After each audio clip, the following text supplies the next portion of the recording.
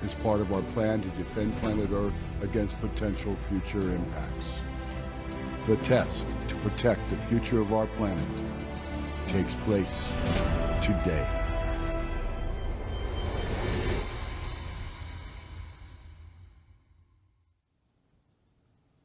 Welcome, and thank you for joining us from Johns Hopkins Applied Physics Laboratory, home to the DART Mission Operations Center.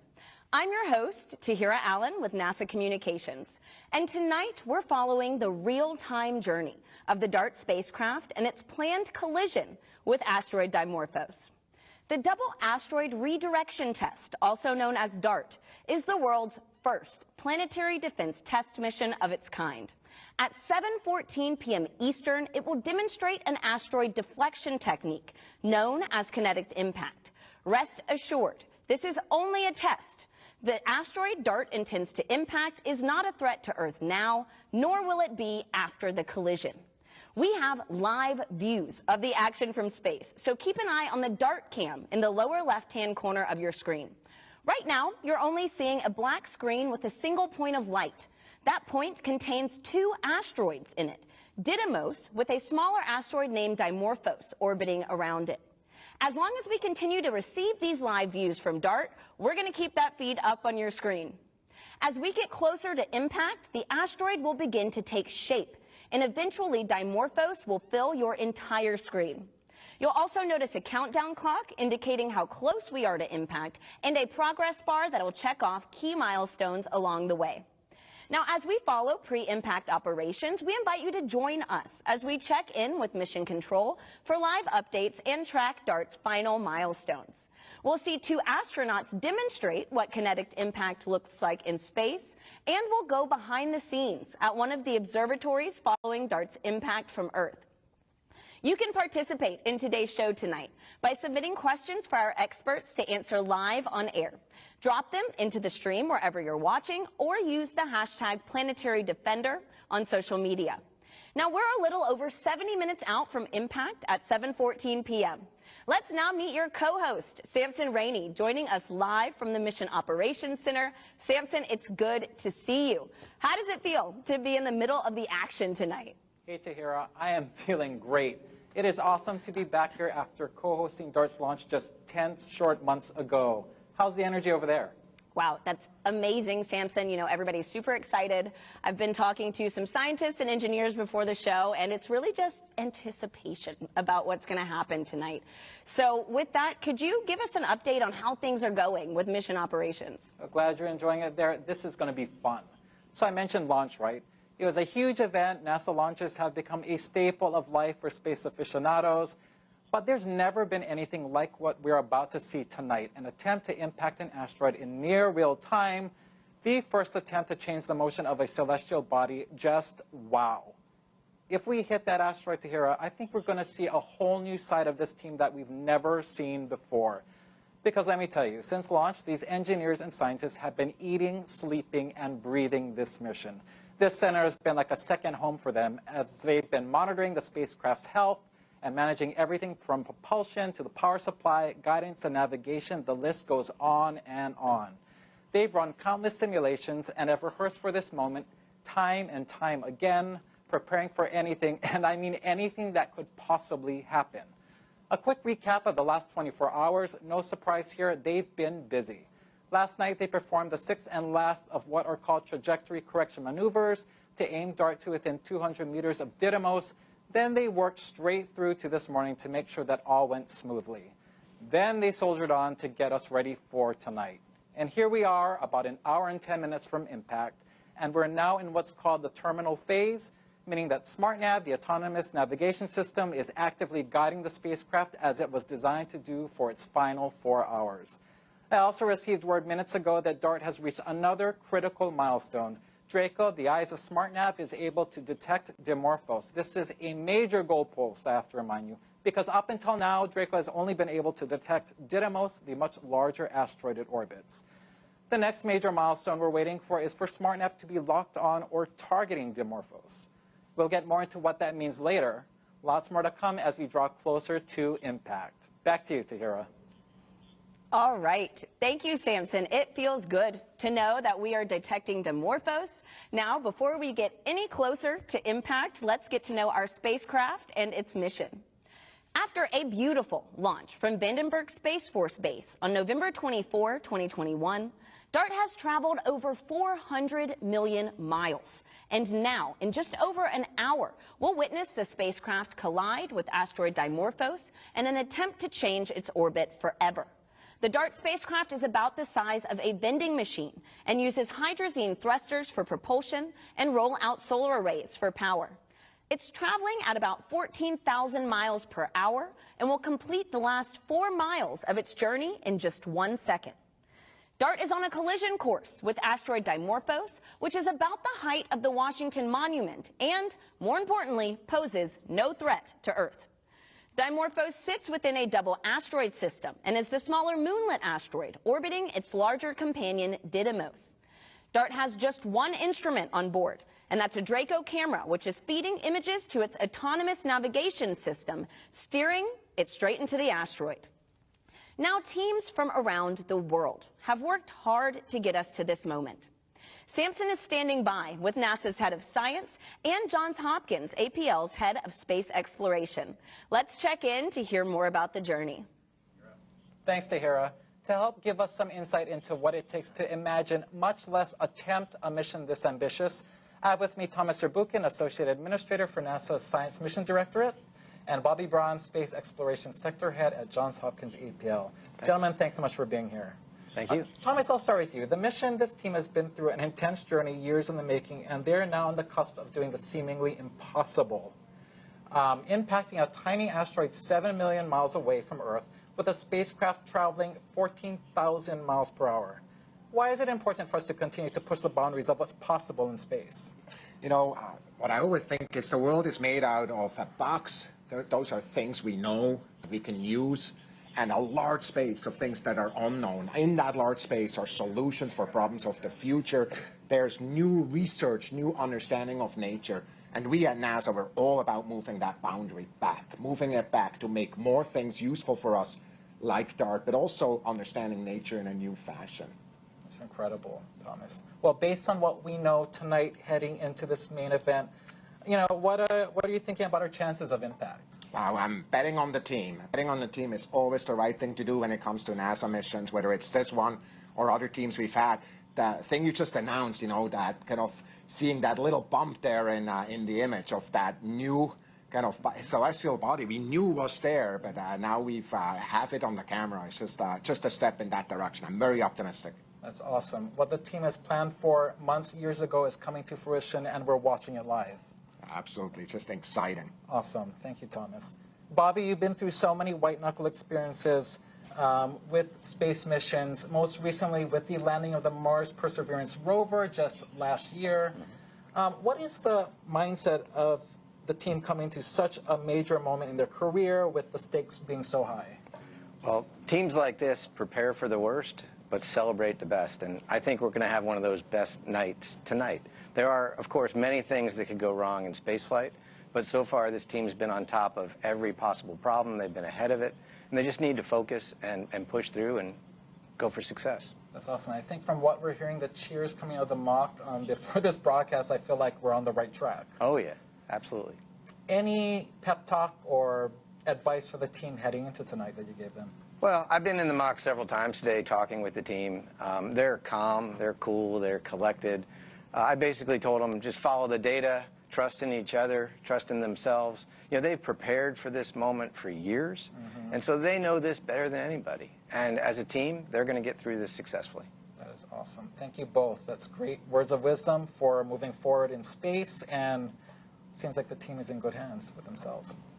All right, Tahira, we're attempting the once unthinkable, but the team has prepared for this moment. Now to keep a steady course on this last mission-defining leg. Back to you. All right, thanks, Samson. I mean, it is incredible what the teams are pulling off tonight. This is a first-of-its-kind mission, testing a way to one day save our planet from a hazardous asteroid. Now, we asked astronauts aboard the International Space Station to show us how this technique works in microgravity, and they had some fun with it. Now, before we get to the video, I urge you to keep a close eye on Shane. He's going to be in the blue shirt and standing in for Asteroid Dimorphos. A white object is about to come crashing into him. That's our spacecraft.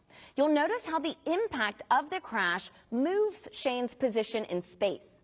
This demo, much like DART's test, relies on the energy transfer from a collision to change the motion of an object. The method, which is called kinetic impact deflection, is the technique DART will test at 7:14 p.m. Eastern. Let's take a look. So what I'll do, Shane's going to be the asteroid, and I'm going to be the NASA DART mission. Or this CTB, more exactly, is going to be a spacecraft. I'm going to try to throw it, and we'll look at the effect of that mass coming at him and the kinetic energy transfer from the CTB to Shane. Shane will be perfectly stable. It's not an easy test. You ready? All right, here it comes.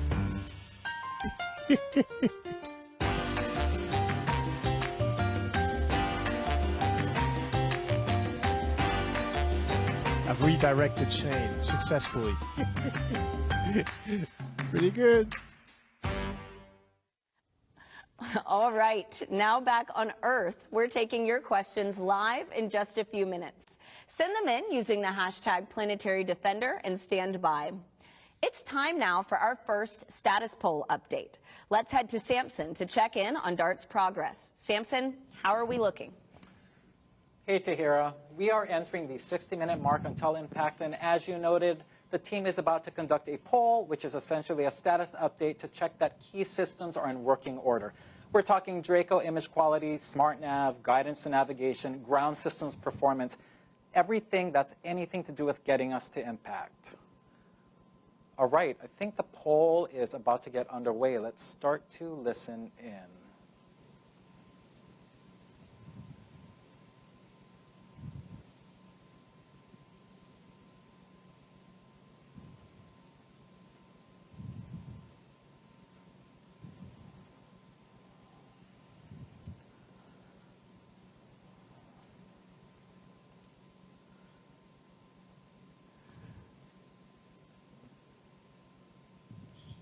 We are waiting for that poll to begin any second now.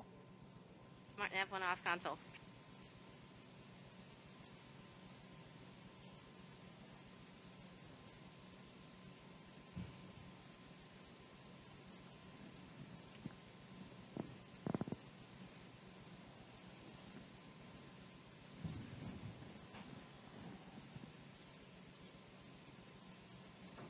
Waiting on that first poll of the evening. There will be two polls, one at 60 minutes, which is now, and one at 30 minutes.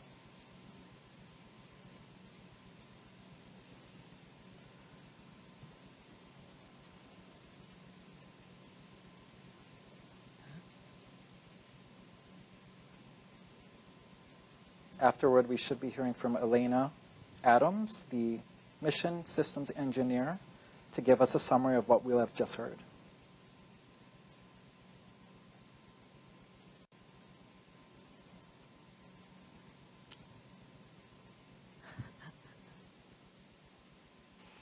All right, folks, we're an hour prior to impact. Woohoo! And we're seeing Dimorphos, so wonderful, wonderful. All right, let's do our poll. Image quality? Let's start with you. Images are looking great. Dimorphos is coming in at about the same relative dimness as Didymos, so very consistent brightness between the two. And it's a stable track. That's awesome.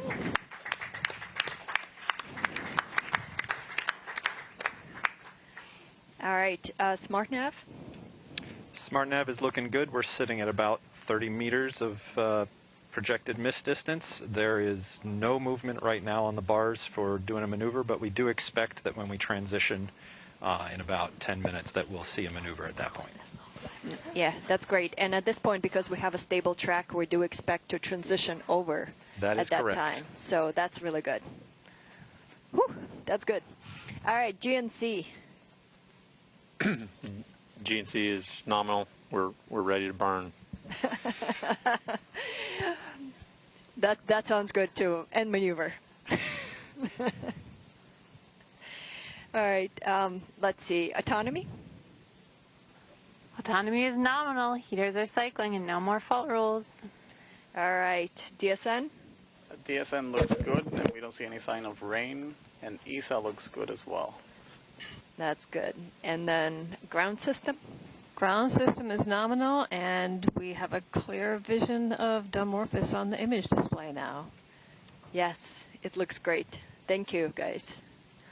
All right, one more poll after this, but in the meantime, we're going to hopefully transition at 15 minutes to locking. So stand by.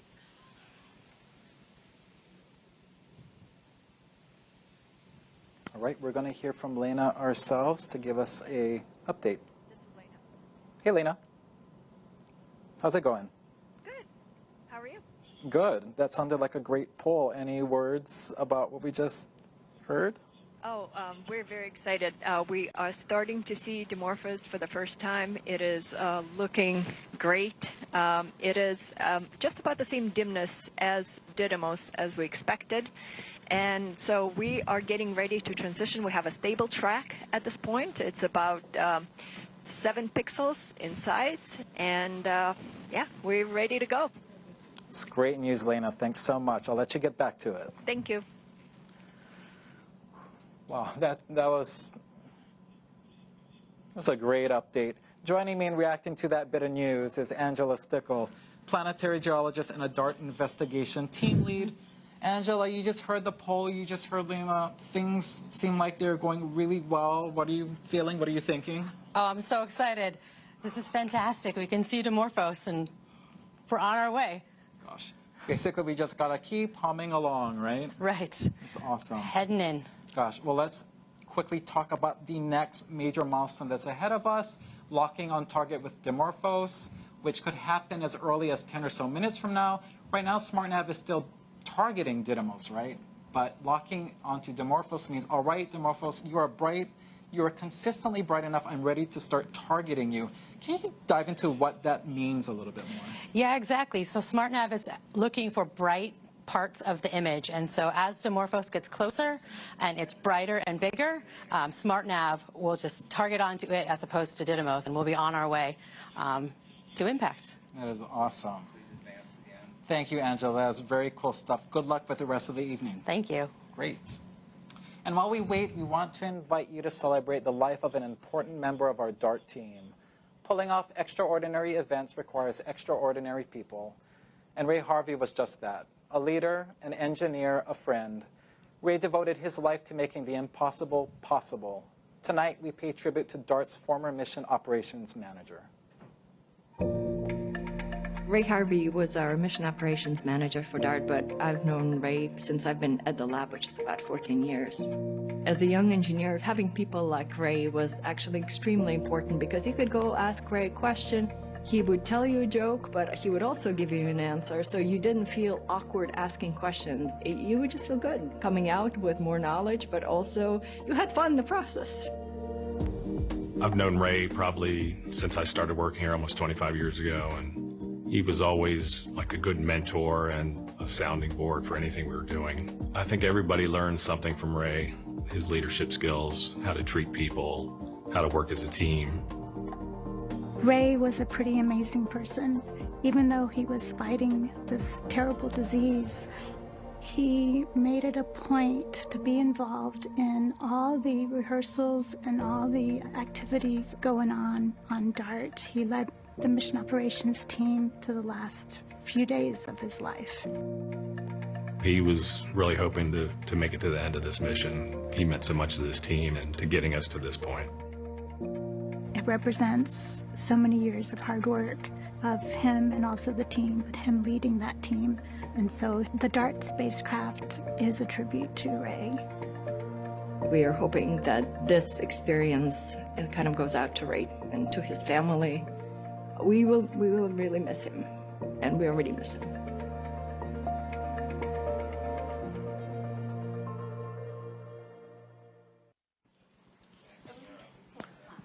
Ray has touched so many lives. Even in the short time that I knew him, he was so generous with his knowledge, and he made you feel like you belonged. Ray, you will be greatly missed. This one's for you. Tahira. Thank you, Samson, for that beautiful dedication. Now, if you're just joining us, we're under an hour away from the DART spacecraft's head-on collision with asteroid Dimorphos. DART's mission is a test of a planetary defense technique that could one day save humanity. Rest assured, the test poses no threat to Earth. The spacecraft is almost 7 million miles away from us right now, and you're watching a live stream of its approach to Dimorphos. It takes about 45 seconds for the images you're seeing in the DART cam to make their way back to Earth. Any moment now, we should learn if DART is ready to commit to impact. While we wait, I'm here with Andy Rivkin, DART Science Investigation Lead, and Mallory D. Coster, DART Impact Modeler. Andy, Mallory, while we wait to learn if DART is ready to commit to Dimorphos, I can't help but wonder, why this asteroid? That's a great question. The way that the double asteroid redirection test was designed, it was to measure the period change in a binary asteroid system. So we needed a binary asteroid, so that eliminates some number of objects. We needed something with a moon that was small enough that we could move it with a strike from a spacecraft, but not so small that we wrecked the moon. So when you kind of tick off all the possibilities, Didymos really ended up as the best choice and really the only choice that would provide a mission in this time period. See, I want to go back to that. You mentioned having a moon that we could push but not destroy. Could you, now in pop culture a lot, we see that, you know, oftentimes the idea is to just totally try to demolish the asteroid. Why have we chosen to not test that technique this time? Yeah, the conventional wisdom for planetary defense is that you don't want to disrupt an object and blow it into a zillion pieces, but you want to keep it intact and just move it all as one piece. Because if you move it all in one piece, then you can keep track of it a lot easier. If you blow it into a million pieces, then some of them might still Earth, and you don't want to miss a thing. Yeah, we might have more issues then. So we know that we have the perfect test subject. Mallory, now can you help us understand how, if mission success, DART's mission tonight can help improve models for mitigating hazardous asteroids in the future? That's exactly right. So we stand to learn a lot from this DART impact. DART is both a technology demonstration as well as a really big science experiment. So from a technology standpoint, we're going to see if we have what it takes to autonomously navigate a spacecraft into a relatively small celestial body, something the size of a football stadium, that's pretty far away from Earth. From a science perspective, we get to perform one of the largest and fastest impact experiments that man has done, something that could never be accomplished in a laboratory here on Earth. So we're going to learn how these large sizes, these fast impact velocities, and also these sort of extraterrestrial asteroid materials respond to deflection. Wow, I mean, there's so much about tonight that we don't know, and it seems like your fun is just getting started, right, until after impact. So Mallory, Andy, thank you so much. And tonight, ground-based telescopes aren't the only one watching the action. A small cube satellite built by the Italian Space Agency was deployed by DART 15 days ago and has been in the area to give us a bird's-eye view of impact. Here's more on Licia Cube. Licia is a 6U CubeSat of the Italian Space Agency participating in the DART mission, and it's also the first Italian satellite operating in deep space. Licia Cube mission objectives is to support DART in documentation of the impact effects, in particular in terms of the ejecta of materials that will be released from the asteroid surface after the impact, and also imaging the non-visible side of the asteroid during its flyby. Licia Cube will acquire images using its two different cameras, Leia, a panchromatic camera, and Luke, an RGB camera. Therefore, we can better understand the nature of the asteroid Dimorphos impacted by DART. By means of our Scientific Operations Center in SSTC ASI, we will distribute and process the images in order to make them available to the entire team. We are here in Argotech's Mission Control Center in Turin, from where, together with ASI, we monitor the status of Licia Cube. The batteries are charged the radio is communicating correctly, and the navigation altitude is on the right trajectory. Everything is ready for the most important part of the DART mission, the impact with the asteroid. DART is a global effort to prepare humanity for the unthinkable. Before the spacecraft can complete its mission, the autonomous navigation system must first confirm a lock on target. This is a key milestone that we should be hearing about soon.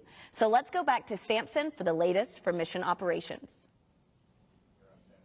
Hey, Tahira, we are less than 50 minutes out, and we just heard big news. We have reached the point where SmartNav is now target locked onto Dimorphos. That progress bar should move to your right that much further, closer to impact. Very exciting. In the meantime, joining me is someone who worked on the instrument, playing a starring role with this major milestone and basically all the way up to impact. Lisa Wu, mechanical engineer who helped install the Draco camera and built its cover. Lisa, thank you for joining me. Thank you for having me. So we just heard big news. We hit this target lock. It could have come fairly later than this, but we're in a good spot with this target. How are you feeling? I am so excited. I'm sure the entire team is ecstatic. This is what we've been working so hard for in these very last moments, and we just heard we got target lock, so could not be feeling any better. Very exciting. I mean, we are humming along. So a quick recap, SmartNav is DART's autonomous navigation system. It's been called the brains of the spacecraft. And right now it's essentially maneuvering that spacecraft on its own, as it will be for the last 4 hours. But Draco Imager, it's providing SmartNav with that unflinching view of Dimorphos, about an image per second. It is the eyes of the spacecraft. Lisa, what makes this camera perfect for this mission? Yeah, of course. So the Draco instrument is a very, very high resolution, narrow field of view telescope. The image quality, let's go back. Draco is a descendant of the Lori telescope, which might sound familiar because it took the very first pictures of Pluto on the New Horizons mission, which also might sound very familiar because that is an APL-led mission. So if you've ever seen the first pictures of Pluto, that is the amazing quality that we have on DART. That's incredible heritage. And yeah, anyone who saw those images of Pluto, those were amazing, and that kind of ups the ante for what we're going to see with these pictures of Dimorphos, right? Oh, yeah. So we all know about, a lot of us have smartphones with, cameras. We have practice, smudges. How did your team make sure that this camera made it in pristine condition to get to this point? Of course. So our flight hardware, including this instrument, was made in the clean room. Very, very high clean facility. In order to make sure that the telescope works, we had to put it through a lot of electrical testing, optical testing, alignment testing. We had to make sure it performs as we intended. And then not only that, you have to take this instrument and put it through all the environments that it will see through space. So we put it through vibration testing, thermal vacuum chamber testing, all to make sure that it performs and it will survive through space. That's amazing. Test, test, test, and test again, right? Yes. This is how we get to a stage like this. That is exactly awesome. That is great. Thanks so much, Lisa. The number of astounding technologies that are on board this spacecraft is amazing, but doing the impossible requires nothing less than the astounding, right? All right, Tahira, we have the technology. Clearly, we have the talent. Now we wait for history. Back to you. All right, thanks, Samson. It feels good to know that we have locked on target Dimorphos. Now, earlier we asked you to send in your questions by using the hashtag Planetary Defender. And I am joined now by two real-life planetary defenders. We have Kelly Fast and Lucas Paganini, both from NASA's Planetary Defense Coordination Office. Let's dive into what you want to know. So, Kelly, Lucas, before I get to social media questions, we actually have a special question from a familiar face, especially if you're into football. So let's take a moment and hear from him. What's up? I'm Joshua Dobbs, quarterback for the Cleveland Browns, and I have a question for NASA's DART team. On the field, I have to use precision passing in order to get the football in the hands of my teammates, and at least I can see where they are. For NASA's DART team, how are you able to aim a spacecraft at an object so far away? You know, that's a really good question, Kelly, and I mean, we haven't really done this before. How can we aim Right. That's Well, something and not far. but I have to say, Joshua does in a few seconds what we've taken, years to do. Just as he has to throw it where he knows that the player will be, throw his football where the player will be. Dart needs to end up where Didymos and Dimorphos will be, and so that was learned from astronomy, looking at through telescopes, calculating the orbit, and then the people who launched Dart to its destination navigated there. So there's just a lot more calculations involved, which Joshua does in his head. Yeah. And then there's this autonomous navigation. It would be like he had a football that could navigate itself. Yeah. And so we have that to lean on that he doesn't. And so that's what helps get to that destination. All right, nice. I mean, it's very impressive. And so we have another question from Jonathan on Facebook, who wants to know, how can a small satellite like DART be able to impact something as big and heavy as an asteroid and actually move it? Right. And it's all about momentum, right?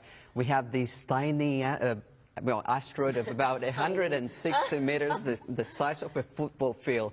And then you have this spacecraft, which is about 500 kilograms. So it's all about momentum, right? You have this massive asteroid and this tiny spacecraft, and how do you move it? It's all about mass and velocity.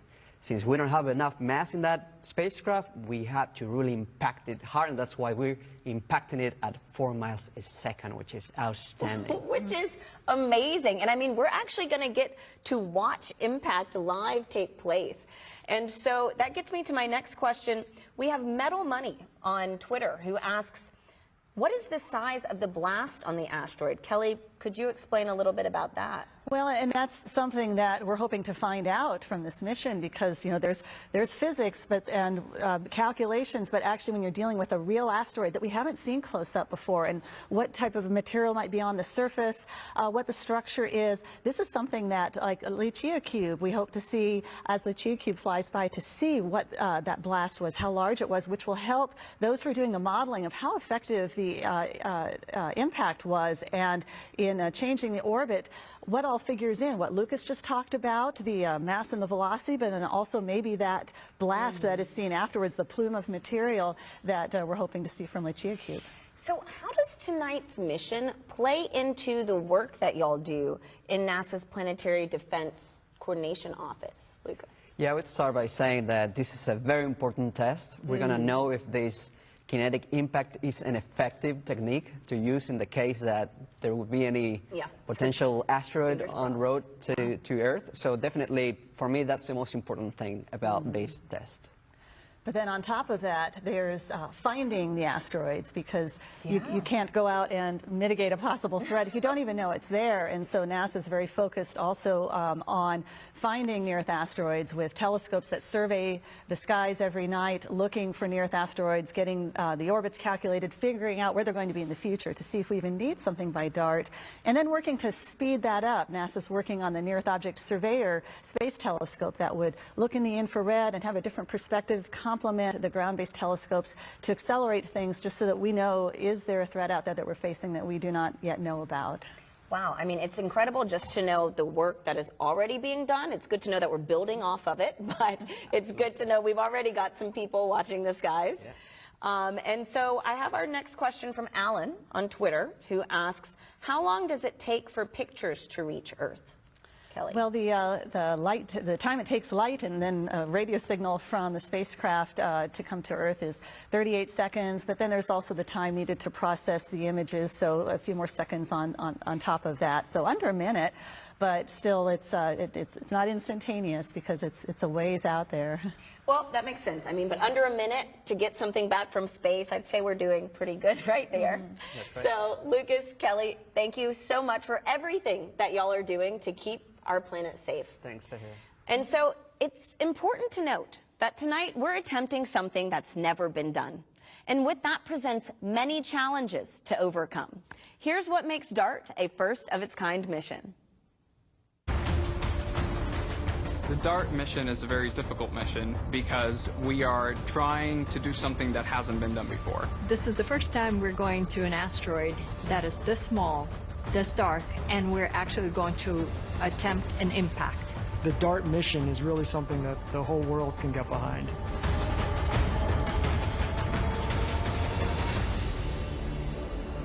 We're doing this mission to prove that we can deflect an asteroid if we find one that is on an impact course for Earth. We are trying to hit an asteroid 163 meters wide, which is about the size of the Washington Monument, while flying at 6 kilometers per second, which is like going from New York to DC in about a minute.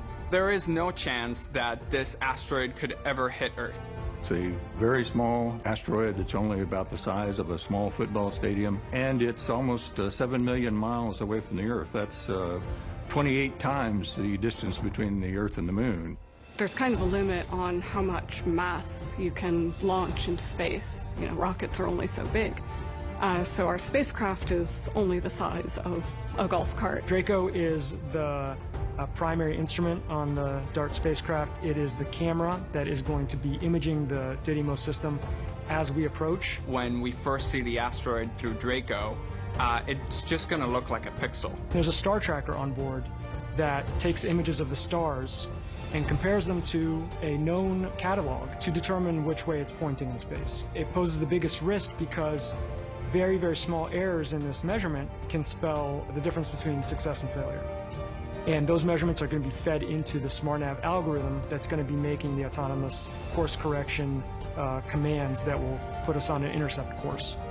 There is a very small probability that we don't hit the asteroid. Even if we do everything right, our sensors work well, our spacecraft is doing well, we are looking, we're finding the asteroid, even then, we might still miss. We're trying to teach a computer how to recognize an object we've never seen before. And the way it does that is by taking pictures of the asteroid and then interpreting where it is in space and guiding itself to it. The spacecraft is controlling itself, SmartNav is guiding the spacecraft, and we have very limited ability to respond in that time, so it has to do it all by itself. And at about 2.5 minutes out, we cease all maneuvering and we coast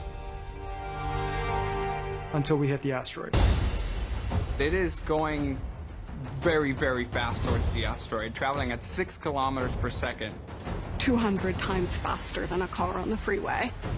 So when we hit, all of that mass, all of that momentum pushes the asteroid. Even giving it a small nudge will allow it to change its course. But if we did see an asteroid on track for Earth, this would be enough of a deflection. It's like a bittersweet moment. Yeah, all this hard work just got destroyed, but that was exactly why we put it all together. Of all the endeavors that we do for space and in space, this is probably one of the ones that one day will be the most important thing that we've ever done. In the future, I hope that DART can teach us what ways work and what ways don't work for planetary defense. Because it is humankind's first demonstration that we have gained the knowledge and the technology to be able to protect the Earth from an asteroid impact.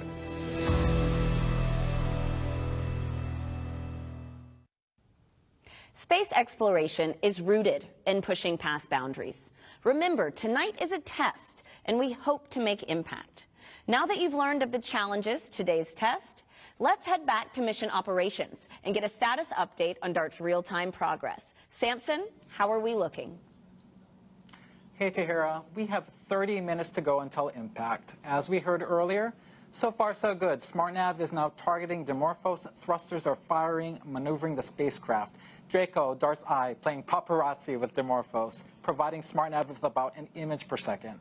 And this is a good time to remind you that what we're seeing on the Draco feed is delayed by about 45 seconds on account of signal delay and image processing. And coming up, we're about to see the team conduct a final poll, one last scheduled confab to make sure that all systems are go. And as we head to that, I have someone with me who knows a thing or two about ensuring spacecraft readiness and integrity. Betsy Congdon, DART's mechanical systems engineer. Betsy, thank you so much for joining me. Thank you.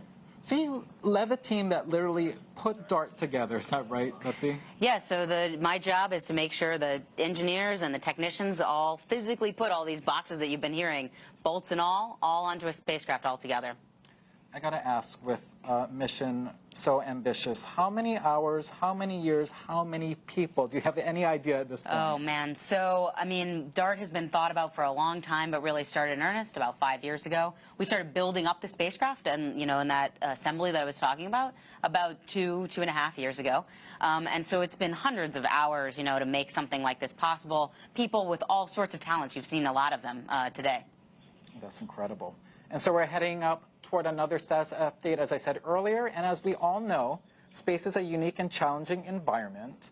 When you're assembling DART, what were the key boxes you were checking off of that very long quality assurance list to get the spacecraft to where it is right now and hopefully till impact? So space is very hard, and so what we do is each individual component, Lisa was talking about this earlier, goes through its own individual testing, and then we put the whole spacecraft together, and we will check out the electrical systems, making sure all the boxes are working and talking to each other. We put it into a vacuum chamber, make sure it's going to work in space, put it through all the different temperatures it's going to see, and then put it on a shaker table and actually mimic launch. And so it actually goes through all of that as a full spacecraft as well as individual components. So we go through a lot of testing, mission operations, mission simulations, to get to this point.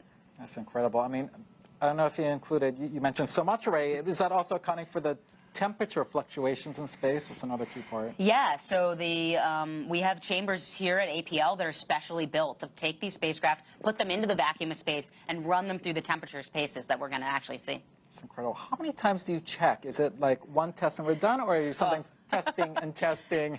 Lots and lots of testing, and that's what makes it, you know, so perfect. We're seeing these great images coming in because of all that testing and all of that work. So, you know, you don't do anything once. You're doing it many times because once it's in space, there's not a lot of ways to fix it. Right. Well, do you ever, you know, think about that one panel, that one component that gave you a little bit of heartburn in the clean room, and you're up at night thinking, I think that thing is going to hold true up until the end? Everything is looking really good. I will say, you know, we had a lot of new technologies, which are really exciting. The ROSA solar arrays had never been integrated onto a spacecraft before, and so that was like a challenge, but one the team was up for, and now it's all ready and working perfectly. All these new technology demonstrations, I mean, it only adds to the complexity of this mission and to, you know, testing things. I wouldn't say even more so, but it's just as critical. But new technology, everything has to be so to make sure it comes. Yeah, I mean, all of this new technology just requires extra testing, but that just gains confidence. You know, you're seeing the team working through that, working through all these mission sims. So that's really what makes it exciting. You don't want to just do the same thing over and over. This is what makes APL a special place. We build these special spacecraft that, you know, have never been done before. A last quick question for you. It's got to be a little bittersweet that a spacecraft you poured heart and soul into is about to careen into an asteroid. How are you feeling about that? I'm feeling great about it. You know, it was designed to careen into the asteroid. It's meeting its destiny. So it's really exciting to see, and I can't wait for impact. Well, it is serving a purpose. I guess that's why it's easier to let it go. Right? Exactly, very much so. That is awesome. Well, I think we are about to get into that final pull in the mock very shortly. So we're going to hear that final 30-minute poll, and then we're going to hear from Lena Adams again, DART's mission systems engineer, to give us that summary of what we just heard, how she's feeling, how they're feeling in there. Very exciting stuff. This will be the final poll of the evening.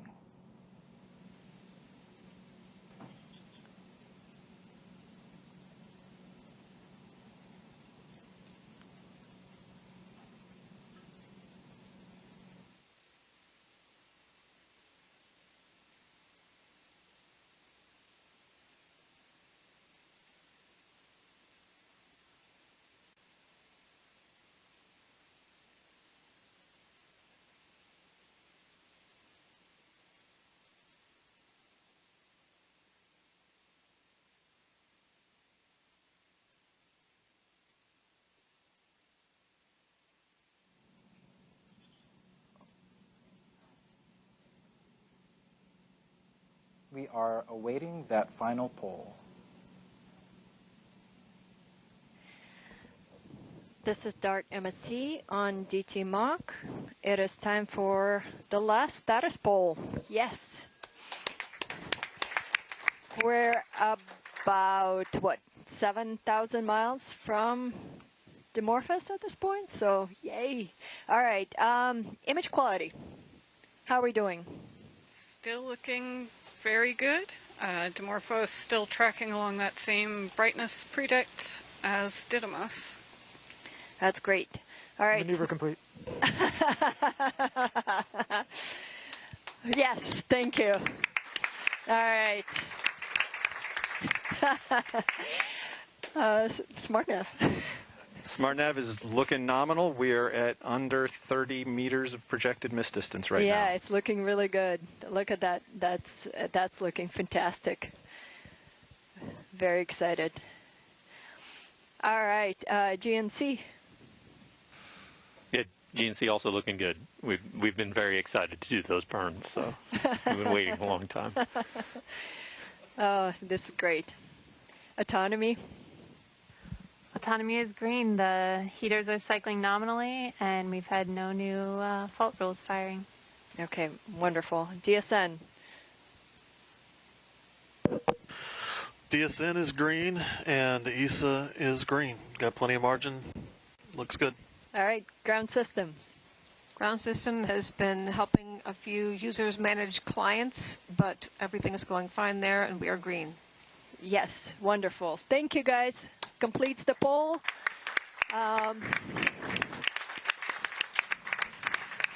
Last one. All right, so Didymos is looking like itself. We'll see what Dimorphos is looking like soon.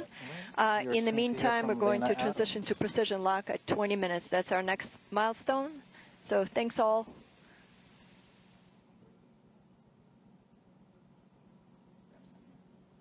All right, we're about to hear from Lena Adams from the Mission Operations Center. Hi, Samson. Hi, Lena. That sounded very positive. How's it going in there? Oh, it's going great. It's going great. We've locked on Dimorphos. We're maneuvering towards it, and yeah, everything is looking really good. We were at the time of the poll within just a few meters of projected miss distance, which means we were hitting towards the center. And at this point, we're coming back there about 30 meters off the center of the lit portion of Dimorphos as of right now. We've executed 2 burns. And everything's looking on track. Oh, that sounds wonderful, Lena. Thanks so much for that, and good luck on the final stretch. Thank you. Thank you. Have a good one. All right, Betsy. We had that very positive poll, lots of fantastics, lots of clapping. We heard Lena in a very positive mood. How are you feeling? I'm feeling great. It's amazing to see the actual dots on the screen for real coming down from the spacecraft. Very exciting. Any words of encouragement for the team? I mean, obviously, they're doing a great job. They've practiced a ton, and we're ready. Go DART. You've heard it all loud and clear, Tahira. All systems are go, and we remain on track for impact. And like Betsy just said, go DART. Back to you. All right. What an exciting update, Samson. You just heard it. All systems are go. Mission operations confirm the spacecraft is on track for impact. But in order to hit the mark, the test must first locate its target. That's why Johns Hopkins APL engineer Michelle Chen helped develop new autonomous navigation techniques that will ensure a bullseye. Let's take a look. Never in my life would I have thought I would take a couple $100 million spacecraft and crash it into an asteroid. My name is Michelle Chen, and I lead the team that is responsible for the autonomous navigation of DART spacecraft to hit an asteroid. The DART mission is the first planetary defense test mission. Our goal is to hit and impact an asteroid to understand and study the momentum transfer so that we could potentially later down the road, if we need to, deflect an asteroid on its way to Earth. I'm the SmartNav lead. SmartNav stands for Small Body Maneuvering, Autonomous Real-Time Navigation. SmartNav, I always consider it sort of like the brains. And so the camera, Draco, is essentially the eyes. The algorithm has to identify and hit the target in the field of view of the camera. We're flying at over 6 kilometers a second. It essentially occupies a pixel up until possibly 30 minutes prior to impact. And then that's where everything gets really exciting. And so you could just imagine if it was a human being joysticking this, Because we don't know for sure what the asteroids look like, our simulation gives us the capability to use different asteroid shapes and asteroid objects to see that our SmartNav algorithm performs against all these unknowns. We're super excited and nervous as well. I love pushing the boundaries, and I love the application of math into real-world problems, and then seeing it actually doing its thing. To me, there's nothing cooler than that. If you're just joining us, we're about 24 minutes away from DART's impact with asteroid Dimorphos. The spacecraft is flying at 4 miles per second, guided only by its autonomous navigation system. I'm here now with Tom Statler, DART program scientist, and Don Graninger, DART impact modeler. Tom, Don, thank you for being here with us tonight. We have some good news happening, but we did just hear about the challenges that DART is facing tonight. So, Don, could you tell us a little bit about what kind of uncertainty exists with a mission like this? Yeah, sure. So what's really interesting is that until just, even a few minutes ago, I feel like we're just getting our first looks at Dimorphos. And so we have absolutely no idea what we're going to be impacting into. It could be covered in rubble pile. It could be just a completely different shape. We don't know until we really write upon that impact. And that's probably one of our biggest uncertainties on this. I mean, but that's what really makes tonight so exciting. And so, Tom, could you expand a little bit more on how we will use this information in the future if all goes successfully? Well, this test is really important to understand how we might be able to deflect asteroids in the future. And when we measure the change in the binary period of Dimorphos, and we will understand how the asteroid reacted to our kinetic impact. And then as we get deeper understanding into exactly what the geology was of that asteroid, that's the basic information that's going to help us refine our physics understanding of asteroids and our ability to compute and predict, like Don does, run these fantastic codes and extend this knowledge to really have a good plan for how we might react if we ever do discover a dangerous asteroid that is different from Dimorphos. Well, hey, I mean, it's better to be safe than sorry. So it sounds like y'all's party is really just getting started after impact. So congratulations on your success so far. It has been a pleasure. Thank you so much. Now, any second, we should be learning if DART has a precision lock on its target Dimorphos. This is a key milestone critical to tonight's success. Samson, mission operations must be buzzing. How are things going? Hey, Tahira. The energy is indeed electric, and the team is hyper-focused. You could hear a pin drop right now as we're coming up on the critical 20-minute mark from impact and expecting to hear from the team that SmartNav is now precision-locked onto Dimorphos, which means that SmartNav will be tracking only Dimorphos from here on out. Why? SmartNav has full confidence that we're in fact tracking Dimorphos, and so we want to remove any confusion by continuing to track Didymos. Because what could happen with Didymos is that its shape could be such that there's a lot of shadowing, which could make it seem in the Draco imagery like multiple blobs, as the team likes to call them. And we don't want SmartNav to mistake any of those blobs for Dimorphos, so we're doing away with tracking Didymos altogether. We are waiting for that announcement of precision lock. All right, we're about to hear from the team. Actually, we have some time until we hear that.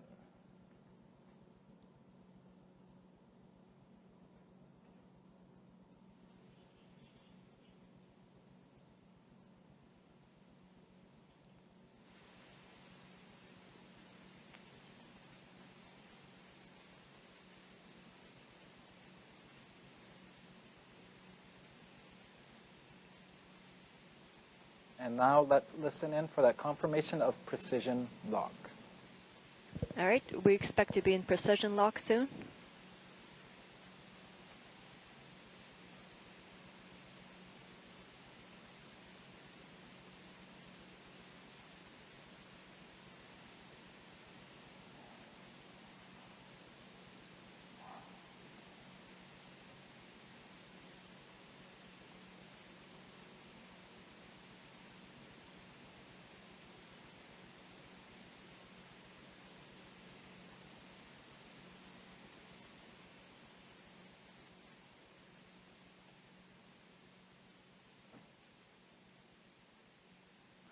We are waiting for confirmation of precision lock.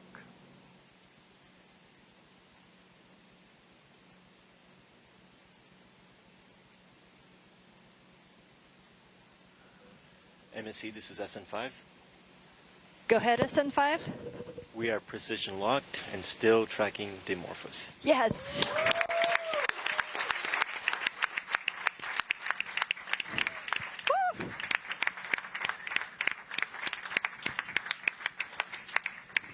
We are soon going to hear again from Elena Adams. This is great. This is DART MSC on DT Mach. So this was our last milestone. At this point, we're going to be working towards Dimorphos. I expect we're going to do some burns. We're about 4,500 miles away from Didymos and Dimorphos. So let's see what happens.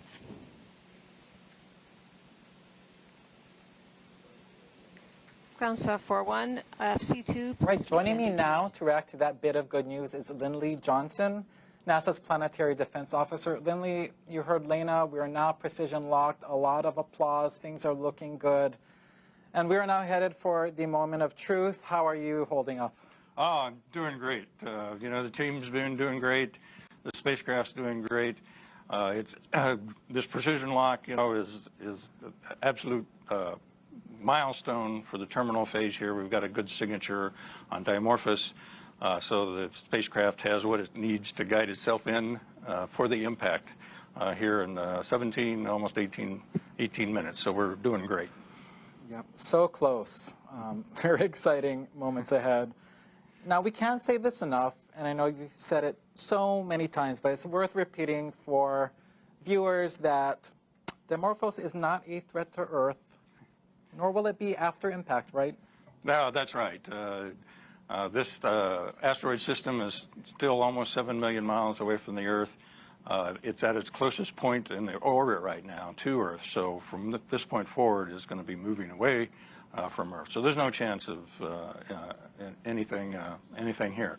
We've got to look for all the other unknown asteroids out there still to find what the hazard really is. Thanks so much, Lindley. I'll catch you on the other side of impact. Okay, yeah, if you can. Back to you, Tahira. All right, thanks, Samson. It is amazing to know that we have a precision lock on target Dimorphos. Now, we have a fun way for you to join our mission, and it is by signing up to be a planetary defender. Visit bity.com/planetary defender. Take the quiz and receive a certificate like this one. Now, once it's official, show us on social media using the hashtag Planetary Defender. Now, telescopes from around the world are observing tonight's impact to ensure that how successful we are at changing the asteroid's orbit. They'll be measuring this success. And you may be wondering, how does that happen? Let's go behind the scenes with astronomer Nick Moskovitz at Lowell Observatory, home to the telescope that discovered Pluto, to see what's in store for DART.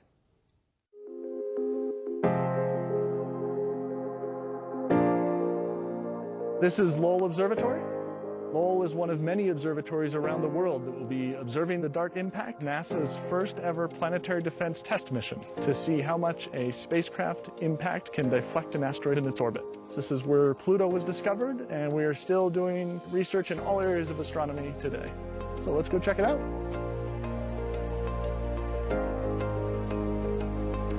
This is the Pluto Telescope, the telescope that was used to discover Pluto almost 100 years ago. So here we are at the Clark Telescope. This is where Percival Lowell sat to observe Mars. Let's head on over to the Lowell Discovery Telescope, about an hour south of Flagstaff, which is where we are going to be collecting data for the DART mission. The reason we're all the way out here in the middle of this forest is that we have really dark skies here.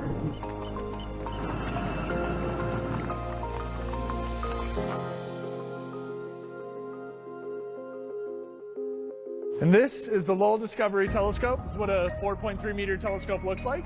This is what we will be using to study Didymos and Dimorphos in the days and weeks after DART impact. The DART spacecraft will be hitting an asteroid called Dimorphos. It's special because it's a binary asteroid, which means a satellite around a larger asteroid called Didymos. And DART will actually be hitting Dimorphos. And what we will be measuring is how much DART changes the orbit of Dimorphos around Didymos. So this is an important test for planetary defense mitigation strategies in case we ever have to do this for real. The Lowell Discovery Telescope is one of many telescopes around the world which will be used to study Didymos and Dimorphos. It's really a global coordinated effort. And what we're looking at here is a large 4.3 meter primary mirror that's in the middle of the telescope tube here.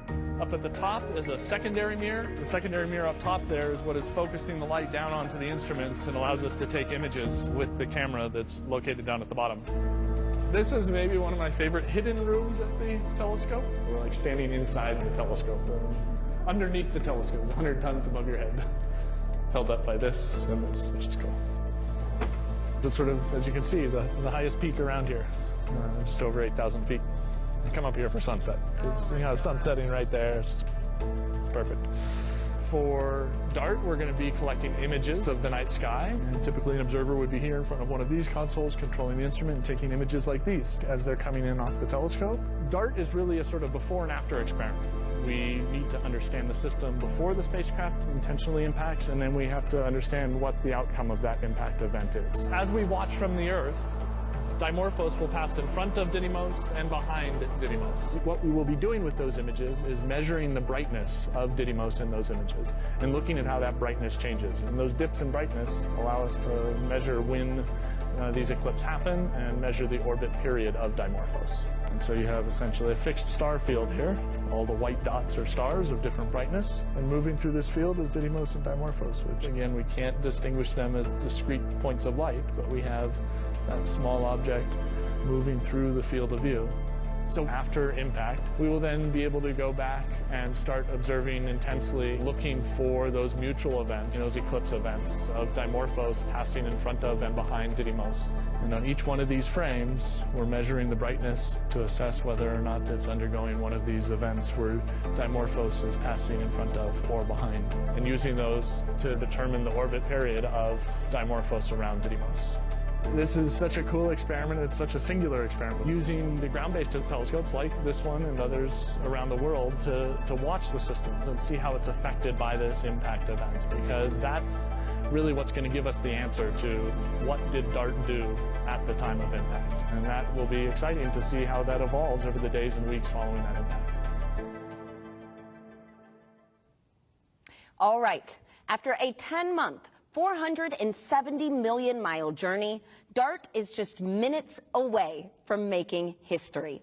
A truly global effort, this mission has brought together people from around the world, united under one goal: to find a way to protect humanity from a hazardous asteroid if one were ever discovered. Now, usually NASA spacecraft are intended to operate for many years or even decades, but not DART. DART was built to be destroyed.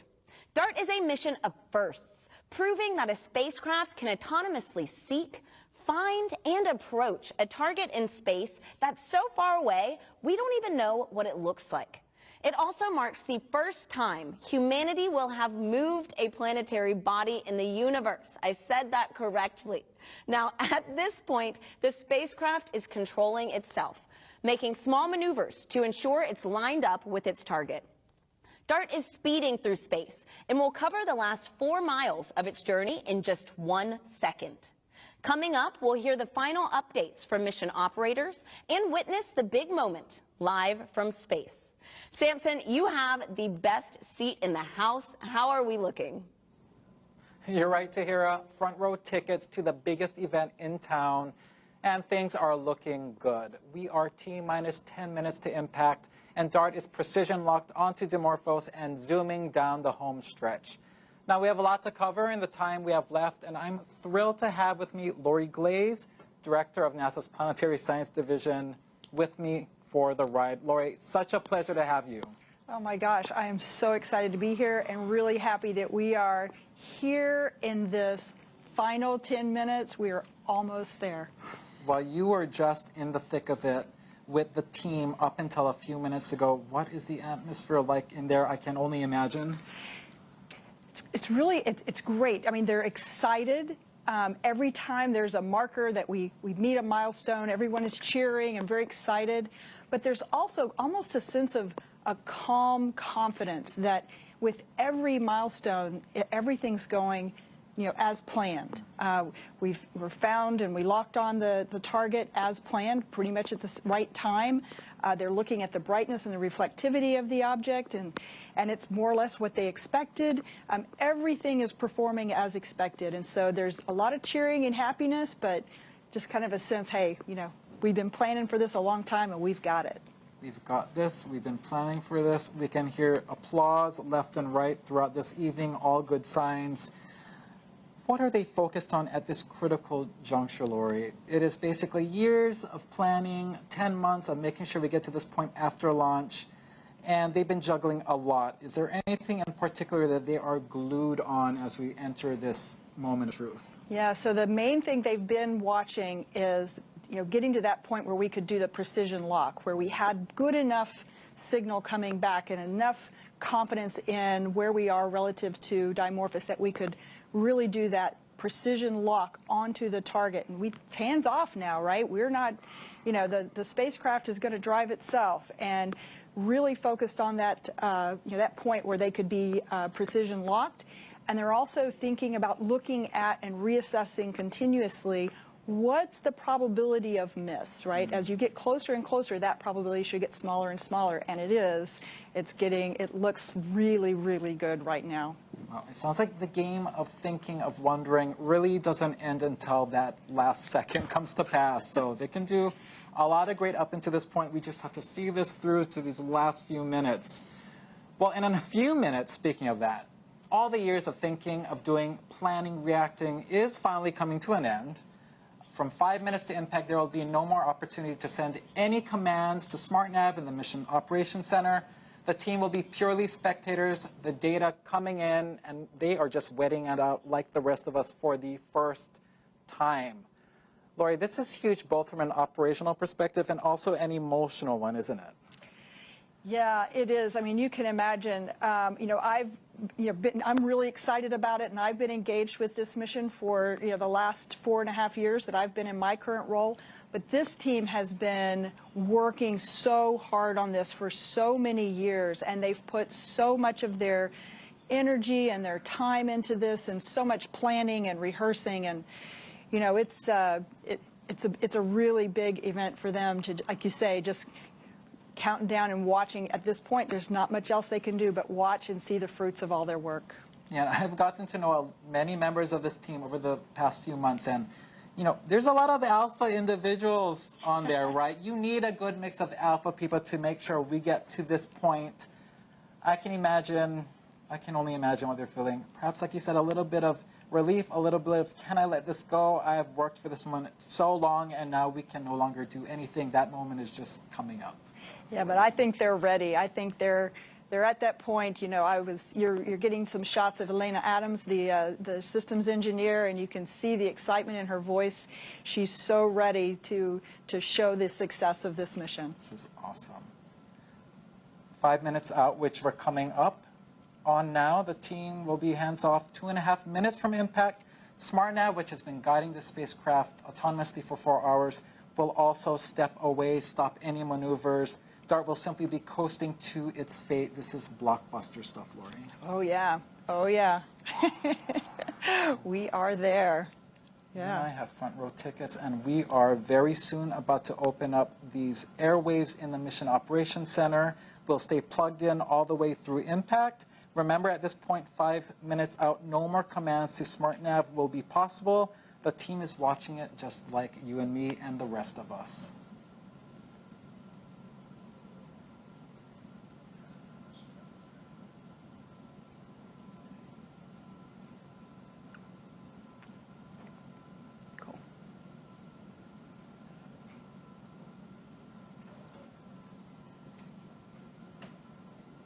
All right, we've reached 5 minutes from impact. The final command opportunity to SmartNav has passed, and the team is simply watching that data stream in just like we are. Also remember, there is a 38-second lag for the data to travel to Earth, and also an additional few more seconds for image processing. It's important to note that.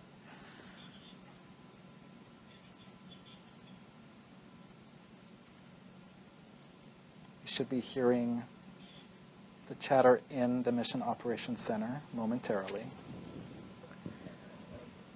This is DART MSC on DT Mach. 5 minutes till impact. 5 minutes till impact. We are at 1,100 miles away.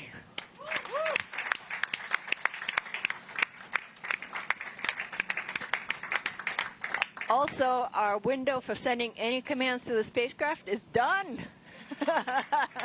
Contingency's done.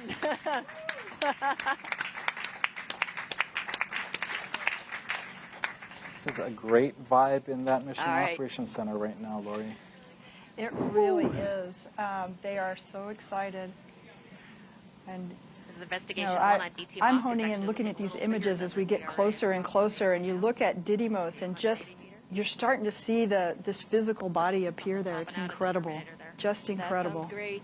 I'm still having a hard time believing this is real imagery coming in near real time. Yeah, but you've been watching it over the last 30, 45 minutes go from just being a collection of individual pixels, and now you can actually see the shape and the shading and texture of Didymos, and we're going to see that same thing with Dimorphos as we get closer and closer. This is so cool. Never before seen images of Dimorphos will come into stark relief. Absolutely. A few seconds before impact. Didymos. It's amazing. Yeah. All right. The team is standing just recognizing this moment years in the making. It is really nice to see them relax a little bit, get off from those computers that they've been glued to, and just appreciate this moment that's coming. Yeah, and they've earned this. It's just great to see them there. This is so cool. Lori, we hit another major milestone. We are now 2.5 minutes from impact, and SmartNav has stopped maneuvering the spacecraft. DART is now coasting toward Dimorphos, and we hope into the history books. Absolutely. This will be, I'm sure you've heard it many times tonight, humanity's first ever attempt at trying to move another celestial body, and also our first attempt ever to execute a mission in sole purpose of planetary defense. So what an exciting time. Yeah, and I'm starting to see Dimorphos start to come into view there. You can see it starting to take shape. I'm starting to see individual boulders on Didymos. Unbelievable clarity of images there. We're coasting on in. Our projected miss distance is going to be about 17 meters. All right.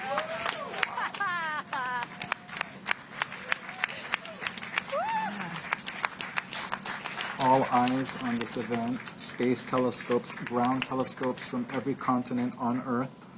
Yeah. Yeah. All right. 2 minutes out.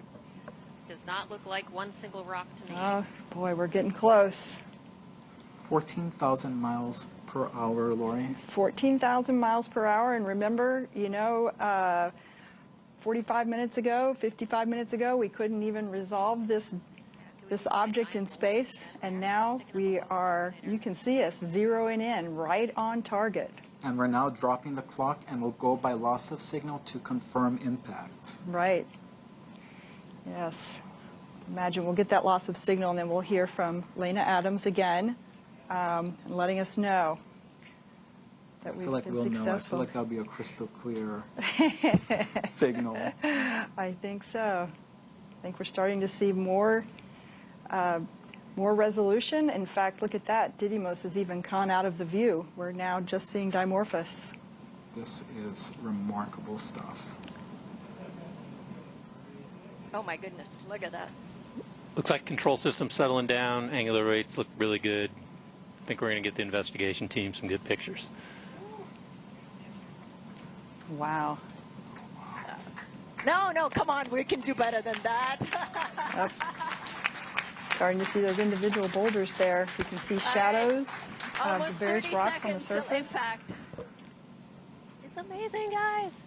Oh my goodness, look at that. Unbelievable. Yeah. Looks to me like we're headed straight in.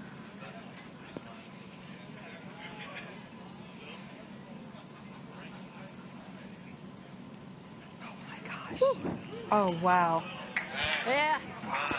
Oh my goodness. 8, Yeah. 7, 6, wow. 5, 4, 3, 2, 1. Oh my gosh. Oh wow. Awaiting visual confirmation. All right. Let's see. We got it? Waiting. And we have impact. A giant leap for humanity in the name of planetary defense. Woo. Fantastic. Oh, fantastic. Oh. What a moment. Very few words can really capture this moment. This is beautiful to watch.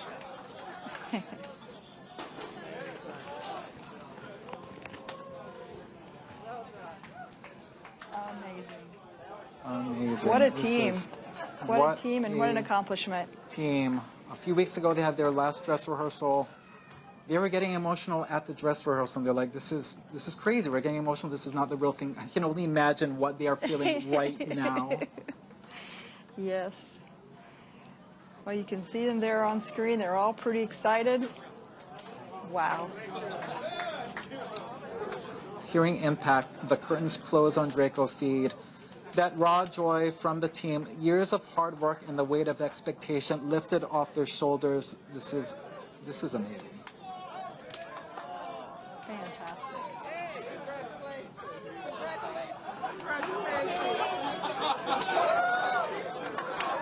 This is beautiful. And Lori, really, this is a huge moment for the mission. Lots more work needs to happen in the days, weeks, Absolutely. Now, as I always say, it's one of my favorite missions. Now is when the science starts. It just starts now. Now that we've impacted, now we're going to see for real how effective we were. We're going to train all of those ground-based telescopes on the Didymos Dimorphos system, and we're going to make measurements that will help us determine just what its orbit looks like now relative to what it was before. So it's going to be great. Very cool. All right, this is when science, engineering, and a great purpose, planetary defense, come together, and it makes a magical moment like this. Yeah, really. Absolutely. And you can see so many people there that have made this happen. The team of APL engineers that have really poured their souls into this mission. Lori, any last words to mark this historic moment? Oh, we're embarking on a new era of humankind, an era in which we potentially have the capability to protect ourselves from something like a dangerous, hazardous asteroid impact. What an amazing thing. We've never had that capability before. Thank you so much, Lori. Those are poignant last words. Tahira, history has been made. Back to you.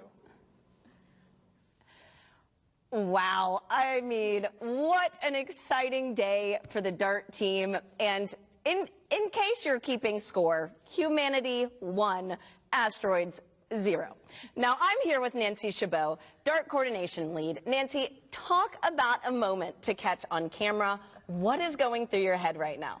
I mean, I'm just thinking, wow, that was amazing, wasn't it? I mean, those images, you just got closer and closer, and sort of we've been planning for this moment. We've been talking about it for years. At APL here, we've been working on this since 2015, and I knew, I've been talking, these are the images that we're going to see, and they're going to be spectacular. And I think even then they exceeded my expectations of just zooming in like that, and it really is just such the team accomplishment, and to get to this moment over so many years. And I don't have to talk about it as coming anymore. It's happened now. We have done this. It's happened, and it is just incredible that as humans, we have done this. We did this. And Nancy, do you have anything you'd like to say to the teams who made tonight possible? Oh, I mean, I don't need to say anything to the teams because I know everybody like me is really proud to be part of this, right? Proud of this thing